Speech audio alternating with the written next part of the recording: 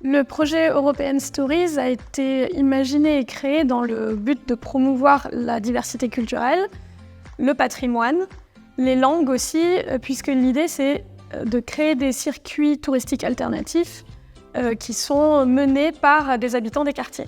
Il y a une rencontre en fait entre différents partenaires et notamment à Bordeaux, Alternative Urbaine qui avait déjà commencé à imaginer ce genre de circuit et puis des partenaires en Italie et dans d'autres pays qui ensemble ont voulu vraiment travailler cette thématique et surtout avec l'outil du storytelling.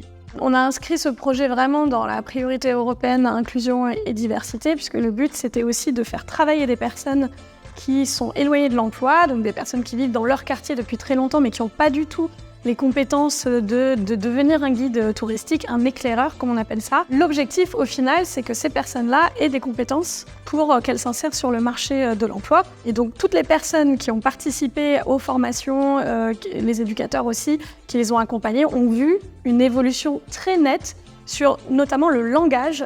Lorsqu'on donne la place à un habitant en tant que raconteur d'un parcours touristique, évidemment, il se passe quelque chose de différent. On se sent plus proche de la personne, on vit son histoire à travers elle. Le bilan du projet European Stories, c'est 3 outils créés par nos partenaires qui nous ont permis de mettre en avant ces formes de tourisme alternatives. L'obtention de ce label, pour nous, ça a été vraiment une super belle surprise. Ça montre à quel point ce projet a une utilité et on espère que beaucoup d'autres organisations vont s'emparer des outils qu'on a créés.